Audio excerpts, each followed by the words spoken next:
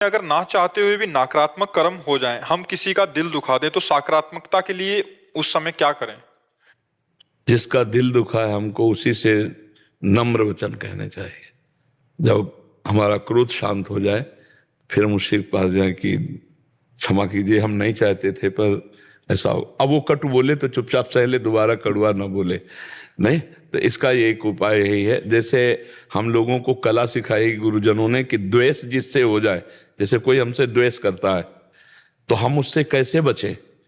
तो जैसे अपने से कोई द्वेष करे, अपने को मतलब तंग करे, है कठिन बात, ऐसे करना बहुत कठिन बात है नहीं है। जो हमसे प्यार करे उससे तो ऐसा हो जाएगा, लेकिन जो हमें गाली दे, हमारी निंदा करे, अगर बचना है तो यही उपाय है। राधे राधे, वो ऐसे कहेगा, जैसे आप कहोगे ना राधे राधे, वो कहेगा अब आया लाइन में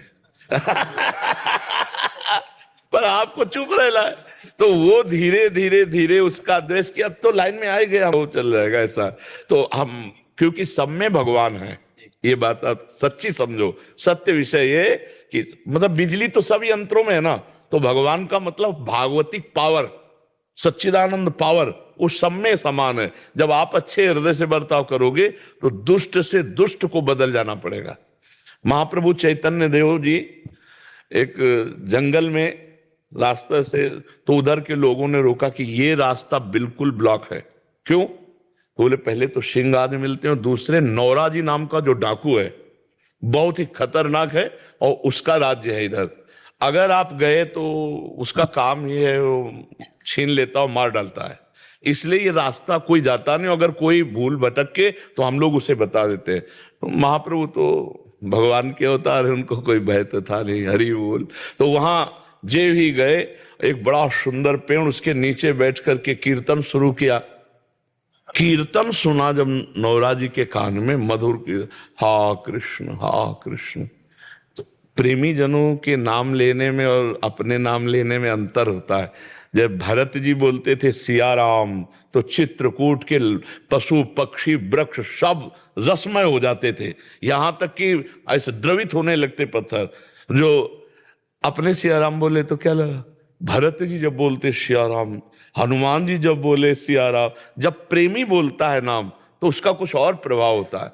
महाप्रभु हा कृष्ण हा प्राणनाथ, और उसे नहीं रहा गया।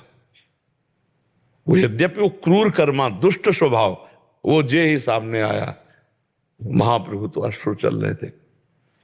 बस ये महापुरुषों के दर्शन, उसको लगा मेरा जीवन व्यर्थ गया, मैंने कितनी हिंसा की, कितना पाप किया, चरणों में लौट गया। महाप्रभु दुलार कर, उठो भाई, आपको भगवान कृष्ण ने इसीलिए मानो दे दी। कृष्ण कृष्ण जप कर उनका, प्रभु आप जानते नहीं मैं बहुत नीच पापी, नौराजी नाम है, मेरा नाम का आतंक छाया हुआ, मैंने इतना पाप किया ऐसा। महाप्रभु ने कहा कृष्ण बड़े कृपालु हैं, वो सब आम तो आम स्वर पापे भ्यो मोक्ष श्यामे मास, तुम कृष्ण कृष्ण कहो भैया कृष्ण। उसने कहा आज से नियम लेता हूं, जिंदगी में डाका नहीं डालूंगा, जिंदगी में कत्ल नहीं करूंगा, और मैं आपके साथ रहना चाहता हूं। महाप्रभु ने कहा रहो साथ। बड़े बड़े संतों को हटा दिया था जब तीर्थ यात्रा में, उसको साथ, तो उसके जो और अनुचर थे उनसे कहा भैया अब चाहे तुम डकैती डालो या सब छोड़ दो, अब हम तुम्हारे सरदार नहीं रहे, अब हम तो भगवान। एक क्षण के सत्संग, तभी कहा तात स्वर्ग अपवर्ग सुख धरी तुलाए कंग, तू नलताए सकल मिल जो सुख लो। अगर संत महात्माओं का संग मिल जाए तो एक क्षण में हम बदल सकते हैं। तो जैसे ये उपदेश हुआ कि आपसे कोई द्वेष करे, आपसे का, तो हम नम्र व्यवहार करें। यदि हम किसी से कटु व्यवहार कह दिया तो हम जाके क्षमा मांग ले, सब में प्रभु है ए भाई। अब वो जरूर बरसेगा थोड़ी देर गुस्सा प्रकट, हम ऐसे करें, देखो हमसे त्रुटि हो गई, यदि आपने गलती की थी तब हमें क्रोध आया, पर फिर भी हम आपसे क्षमा मांगते हैं। इतने पर भी जब वो गुस्सा दिखाएगा तो आपकी क्षमा उसके ऊपर दंड बन करके उसको सुधार देगी। उमा क्षमा साप होते भारी, अपने कर्म जाए अपकारी, पर आपकी भक्ति बढ़ जाएगी। क्षमाशील की भक्ति बढ़ती है और क्रोध से भक्ति क्षीण होती है।